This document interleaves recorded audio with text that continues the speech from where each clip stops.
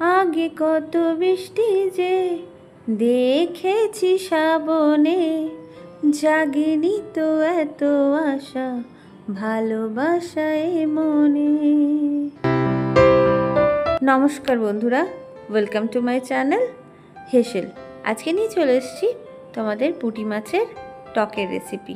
এত বৃষ্টিতে আজকে পুঁটি মাছের টক তোমাদের সঙ্গে শেয়ার করব। চলো, আমি এখানে পুঁটি মাছগুলোকে প্রথমে ভেজে নিচ্ছি, নুন হলুদ দিয়ে নিয়েছি, তারপরে এটাকে ভেজে নেব। এখানে আমি দুটো পাটে ভেজেছি, সবগুলো একসাথে ভাজা যাচ্ছে না, তার জন্য।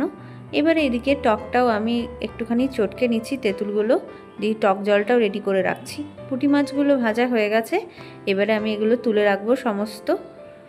দিয়ে এবারে তুলে রাখার পরে আমি এই রান্নাটা সমস্তটাই পুরোটাই উনুনে করছি। তারপরে আবার একটা একটা করে মাছগুলো এখানে দিয়ে দিচ্ছি। মাছগুলো একটু করে দিয়ে পরে আবার একটুখানি তুলে নেব, মানে হালকা ফ্রাই করব, বেশি ফ্রাই করব না। বেশি খরা ফ্রাই করলে তারপরে আবার মাছটা আবার ঝোলটা ভেতরে ঢুকবে না, সেই জন্য হালকাই ফ্রাই করব। চলো এখানে দেখে নাও, ফ্রাইটা হয়ে গেছে। এবারে সমস্ত মাছ ফ্রাই হয়ে গেছে। আমি এখানে মাছ ভাজাও খেয়ে ফেলেছি, এত ভালো লেগেছে বলার নেই। এখানে 5 ফোড়ন দিয়ে সর্ষে বাটা দিয়ে দিয়েছি, একটু জল দিয়েছি, দিয়ে পরে ভালো করে এটাকে একটুখানি নুন দিয়ে দেবো, দিয়ে একটু নেড়ে নিতে হবে। আর হলুদ দিয়ে দিচ্ছি। বেশি কিছু মশলা আমি এখানে ইউজ করছি না, শুধু খালি হলুদ নুন দিয়েছি। এবার একটুখানি নেড়ে নেব। নেড়ে নেওয়ার পরে এবারে টক জলটা আমি দিয়ে দিচ্ছি। টক জলটা দিয়ে আবার কিছুক্ষণ নেড়ে নিতে হবে।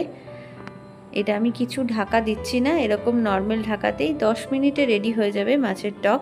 আমি এখানে 25 গ্রামের মতো গুড় দিয়েছি। মিষ্টিটা তোমরা নিজের ইচ্ছে অনুযায়ী করে নেবে, কেউ চিনিও ব্যবহার করতে পারো। আমি এখানে পুরোটা গুড়ে রান্না করেছি। দিয়ে গুড়টা গলে যাওয়ার পরে একটুখানি খুন্তি দিয়ে একটু চেপে দিতে হবে গুড়গুলো গলে যাওয়ার পরে আমি মাছটা দিয়ে দিচ্ছি। মাছটা দিয়ে 2 মিনিট ফুটিয়ে নিলেই আমাদের রেডি হয়ে যাবে মাছের টক। ভিডিওটা ভালো লাগলে প্লিজ একটা লাইক করো। এভাবেই তোমরা আমাকে সাপোর্ট করে যেও। এই মাছের টকটা অলমোস্ট আমাদের রেডি হয়ে গেছে। এখানে নুন আর চিনি ঠিকমতো টেস্ট করে দেখে নিতে হবে, মানে গুড়টা ঠিকঠাক হয়েছে কিনা। ওপর থেকে ভাজা মশলা ছিটিয়ে রেডি হয়ে যাবে আমাদের মাছের টক।